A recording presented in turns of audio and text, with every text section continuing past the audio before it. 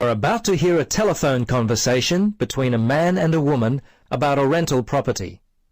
First, you have some time to look at questions 1 to 7.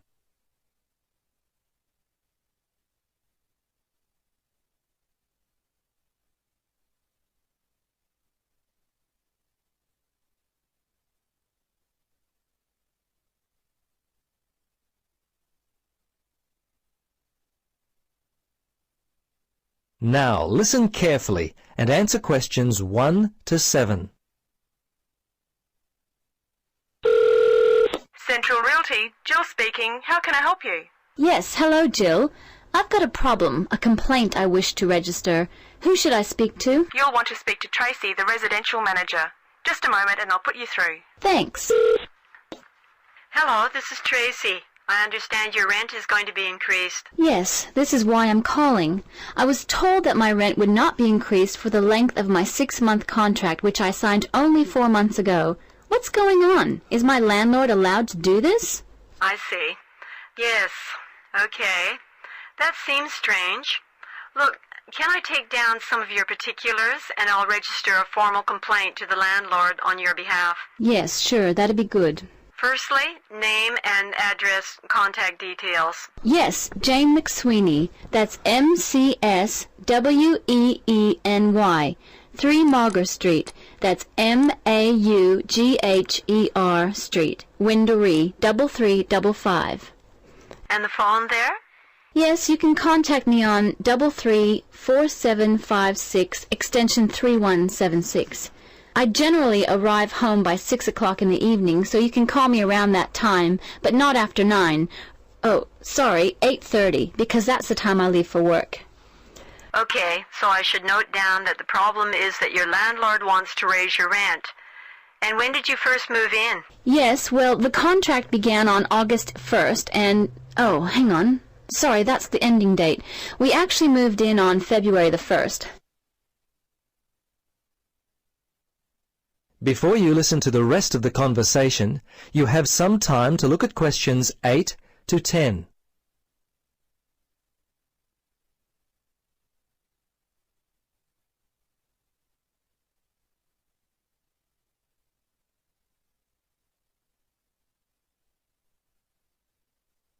Now, listen carefully and answer questions 8 to 10. Okay. Good. Now, if need be, you will have to send a letter to the Rental Tenancy Board. But as I said, first let us approach your landlord on your behalf and see if we can work out the problem before it gets to that situation. I'd be very surprised if you have to send a letter. 95% of these kinds of problems get solved early on. Okay. Now, if you have any problems you need to discuss, feel free to come in and talk with the general manager. In the meantime, if you would just wait until we receive an answer from your landlord, we'll be able to then plan our next step. Is there anything else I could be doing? Well, you could write a letter to the RTB listing all the events as they happened from your point of view. But as I say, hold on to it. Don't send it unless we have to. Well, that's about it for now. Thanks for your call. I'm sure we can sort this out. Thanks very much for your help. I hope we can sort it out too. Bye for now. Yes, bye. That is the end of part 1. You now have half a minute to check your answers.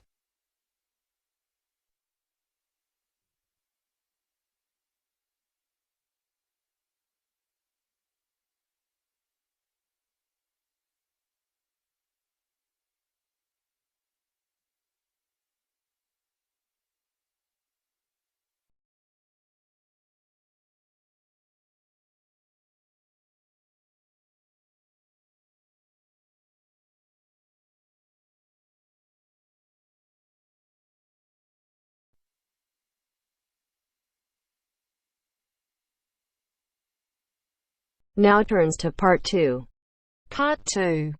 You will hear part of a talk given by a member of staff at a hospital. First, you have some time to look at questions 11 to 15.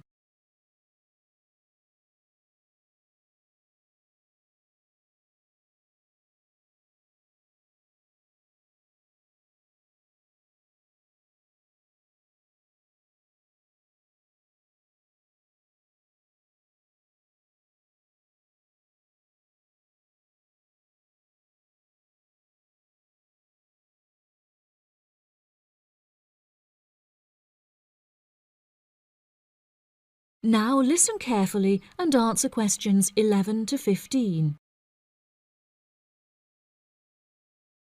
Hello, and welcome to the homepage for the Healthy Hearing Medical Clinic and Surgery, where we'd like to share a little more information about the services we provide and more. Our hospital is one of the leading specialised hospitals in the United Kingdom, attracting the very best healthcare professionals from around the globe.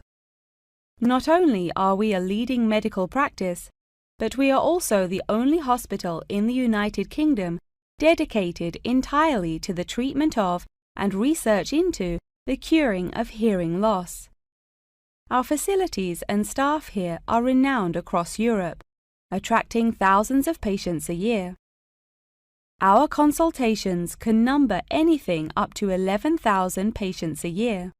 However, we aim to treat around 5,000 patients a year so as to maintain and ensure the quality of our services. Our patients are guaranteed the highest standard of care, as well as the use of our first-class facilities.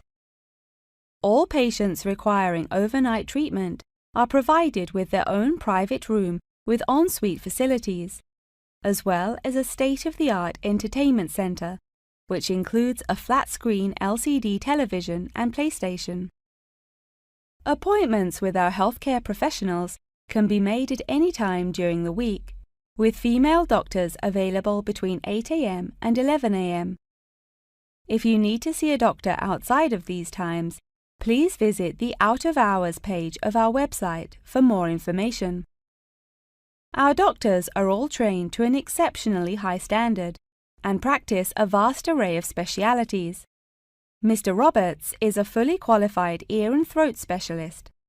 Mr. Edwards is a pediatric hearing specialist, while Mr. Green specializes in reversing hearing loss. For more details about our people, please visit the staff members page on our website. During a consultation, doctors will sometimes decide medication is required, for which patients should receive a prescription. There are several pharmacies within the city. However, we recommend that patients use the pharmacy housed within our healthcare facility. Our in-house pharmacy is well stocked at all times. Our products are competitively priced, and our pharmacists are on hand to help and advise from 8 a.m. until 10 p.m. from Monday to Saturday, and from 9 a.m. until 12 p.m. on Sundays. If you require any help outside of these hours, please see our Out of Hours page on the website. Since the Healthy Hearing Medical Clinic and Surgery also functions as a teaching hospital, we aim to provide our students with every opportunity to expose themselves to medicine in practice.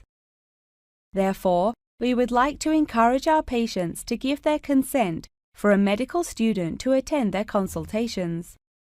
If our patients are not comfortable with this, there will be a form at reception where patients will be able to opt out. Before you hear the rest of the talk, you have some time to look at questions 16 to 20.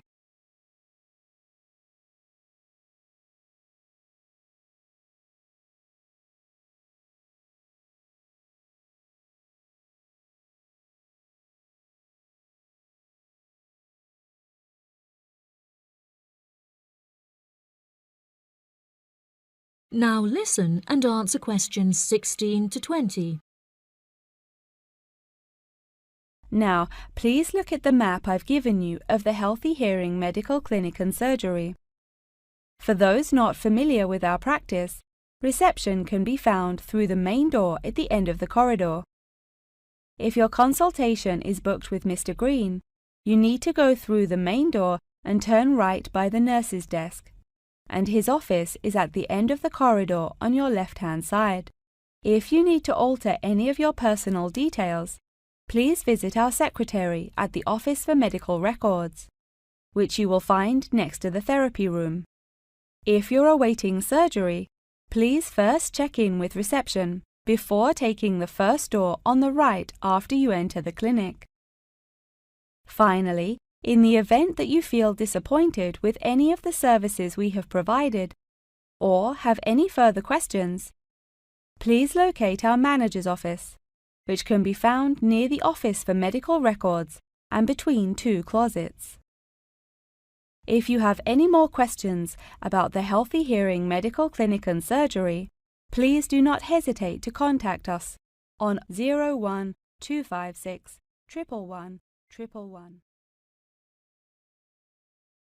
That is the end of part 2. You now have half a minute to check your answers.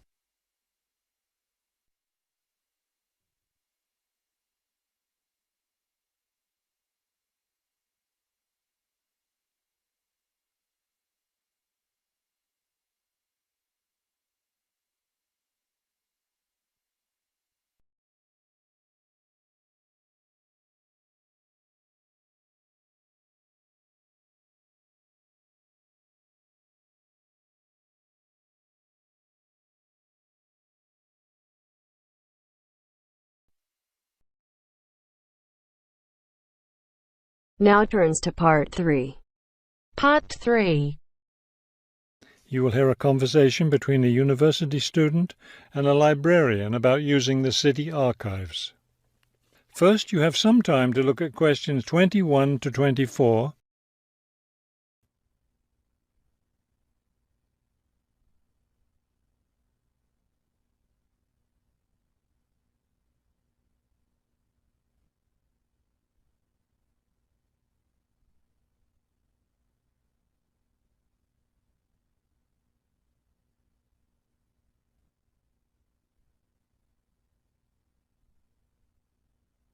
As you listen to the first part of the conversation, answer questions 21 to 24. Hello.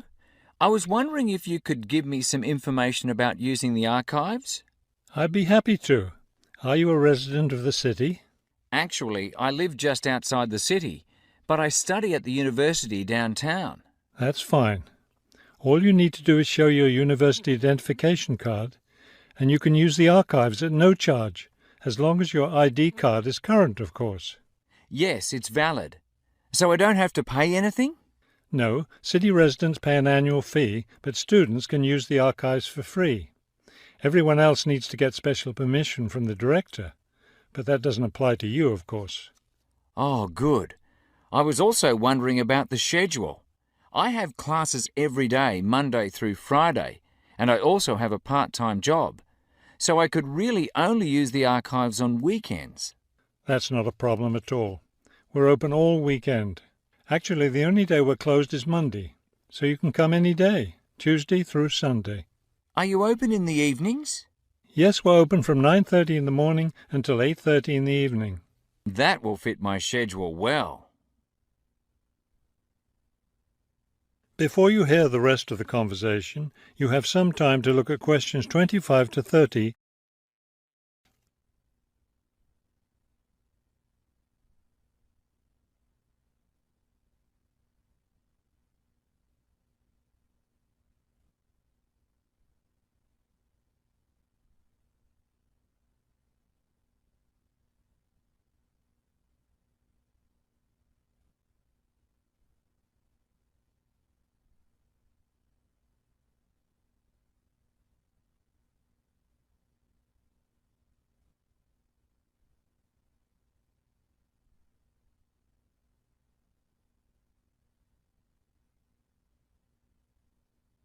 Now listen and answer questions 25 to 30.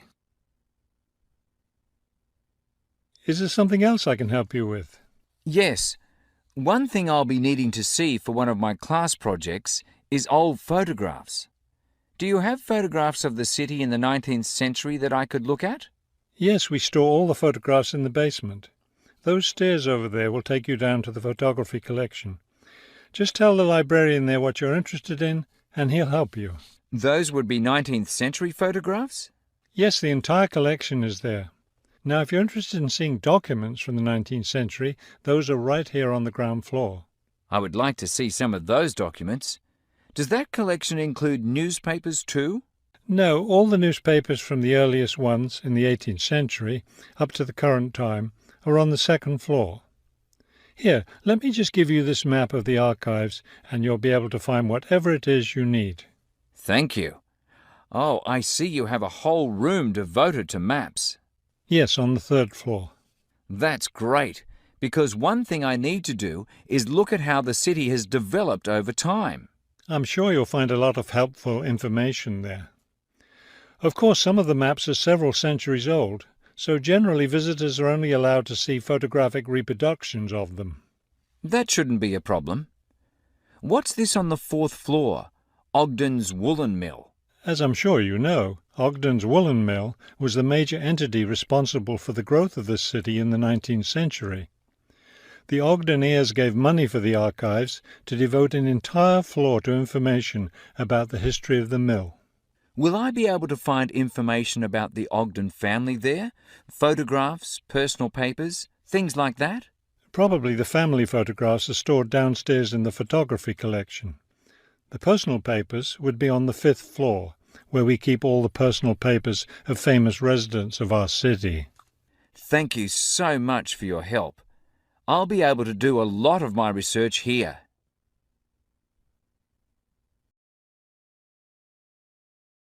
That is the end of part 3. You now have half a minute to check your answers.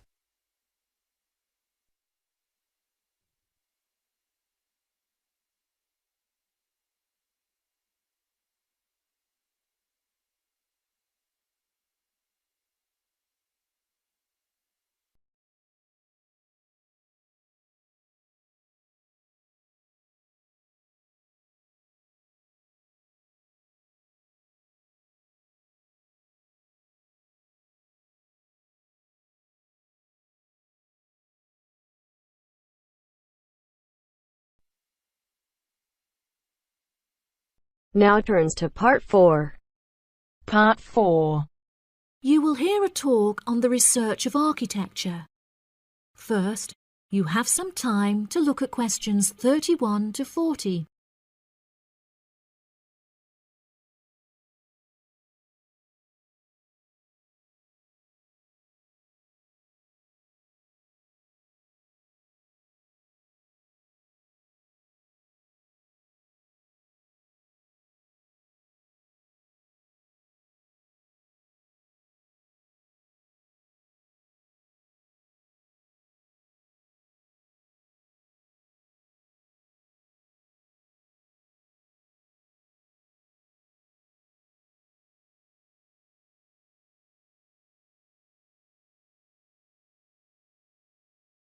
Now listen carefully and answer questions 31 to 40. Welcome, class, to your very first lecture in this series on architecture, conducted by myself, Dr. Torben Dahl. Today we will be looking into the relationship between climate and architecture, where I will be giving you a critical overview of the main climate influences that shape the design of buildings. Throughout this lecture series, we will be looking at the latest research into climatic design carried out by experts in the field, in addition to case studies and examples drawn from modernist practice, both in cities and rural areas. Now, acid rain is one of the climatic elements with the most devastating effects on our architecture. The chemicals in acid rain can cause paint to peel, corrosion of steel structures such as bridges, and erosion of stone statues. Since the 1970s, our government has been making great effort to reduce the release of these chemicals into the atmosphere, with positive results. Private organizations have also been raising awareness and funds, and recently received a huge donation from the bank. It is interesting to look at the studies that have been carried out into the effects of acid rain at varying altitudes. Research has shown that there are lower levels of acid in the damaging pollutants at higher altitudes, meaning that skyscrapers are much less vulnerable to the negative effects, as they are exposed to acid rain with far lower levels of damaging pollutants. Recently, the ALTA project was founded to carry out further research into acid rain. This project is directed towards studying the effects of acid rain on old, traditional buildings of stone construction that are vulnerable to damage caused by acid rain. Masonry is particularly vulnerable as it is easily corroded and weakened by the acidic chemicals. It is imperative that we protect these buildings, as they are valuable examples of our history and culture.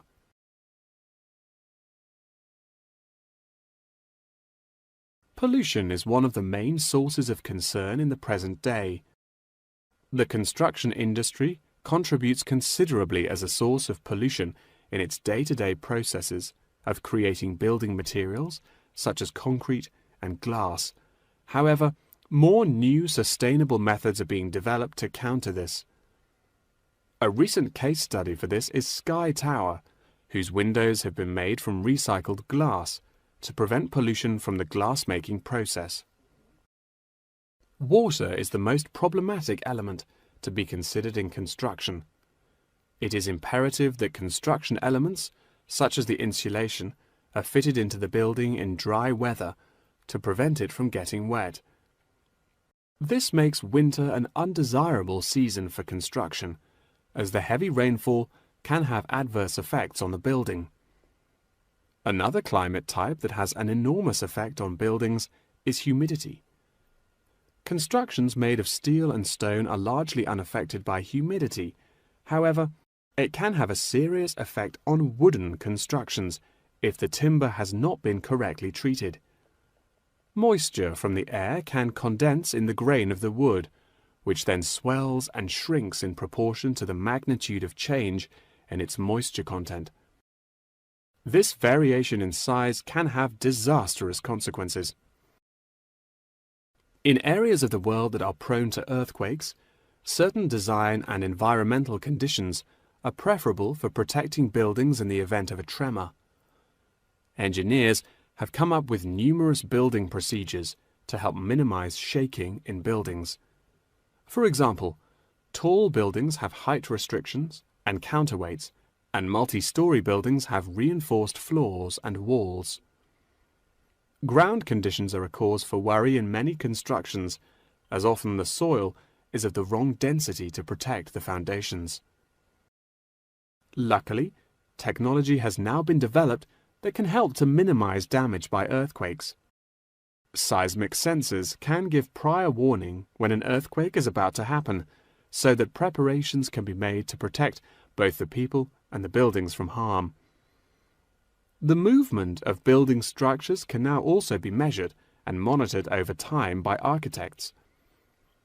It has been expressed by architects within the design community that it would be valuable to be given special courses for designing buildings within earthquake zones. Guidelines are also expected to be produced by the government in the near future that will give architects a universal checklist to follow. That wraps up the lecture for today. Please remember that attendance is mandatory. That is the end of part 4.